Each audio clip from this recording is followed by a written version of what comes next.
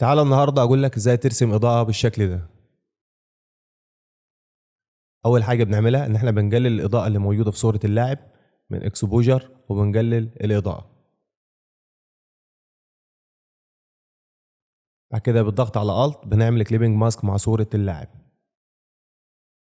بعد كده بنفتح هيو اند ساتوريشن، نعمل كليبنج ماسك مع صوره اللاعب، كولارايز، وبنختار درجه اللون اللي هنرسم بيها الاضاءه.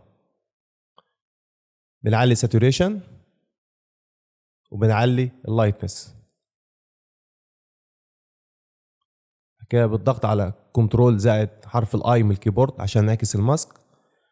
بنجيب البرش والفلو بتاعتها مثلا 14%، والبرش الهارد بنحدد المناطق اللي هنرسم فيها الإضاءة على وش اللاعب.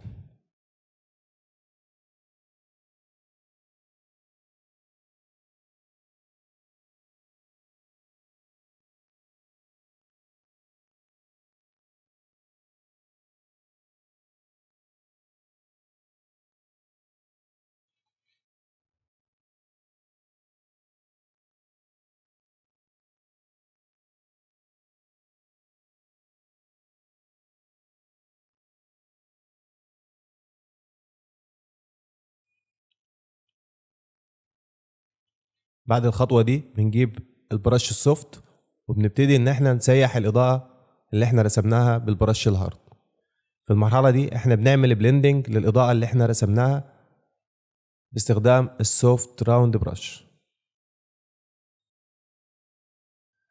في الخطوة دي بتاخد وقتك وعلى مهلك، بتبتدي ان انت تسيح الإضاءة اللي انت رسمتها، فبتاخد كامل وقتك في الخطوة دي عشان تطلع بنتيجة مرضية.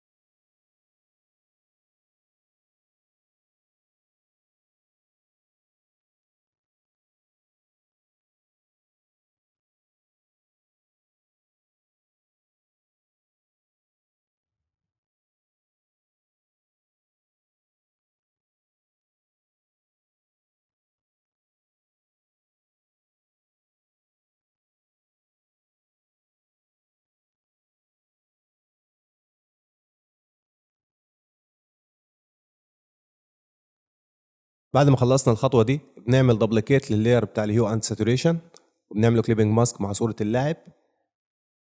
بنرجع لللاير الاولاني ونخلي اللايتنس بتاعه صفر ونخفي اللاير الاولاني. نرجع لللاير الثاني وبنعلي اللايتنس حاجه بسيطه. بعد كده دبل كليك على اللاير بتاع الهيو اند ساتوريشن وبنسحب السلايد عشان نشيل الاضاءه من المناطق الغامقه.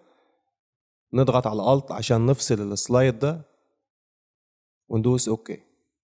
بعد كده بنعمل اكسبوجر وبنعمل كليبنج ماسك مع صورة اللاعب وبنعلي الاكسبوجر بتاعنا كده بالضغط على الت ودراج عشان ننسخ اللاير بتاع الهيو ان ساتوريشن عشان ما نرسمش من الاول تاني.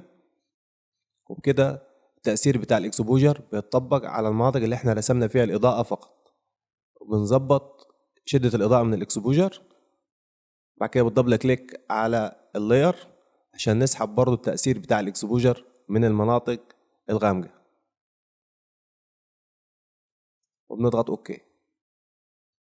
بعد كده بنعمل نسخة تاني من اللاير بتاع الهيو ان ساتوريشن وبنشيل الماسك وبنجيب البرش بتاعتنا عشان نرسم تأثير الهيز بتاع الإضاءة اللي هيكون ساقط على صورة اللاعب.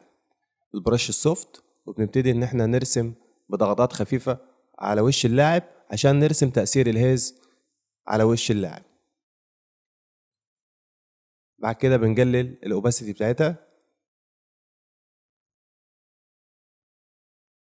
وبكده نقدر نتحكم في قوة الإضاءة من اللاير بتاع الإكسبوجر.